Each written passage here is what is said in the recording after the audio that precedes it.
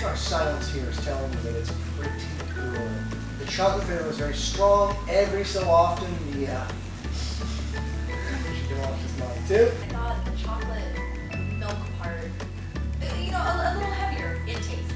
Oh yeah. A little thicker, a little heavier, and the cream is just so light and it's It did taste more like melted chocolate, and that's in a really good way. You treat it as a mini warm milkshake and anything else.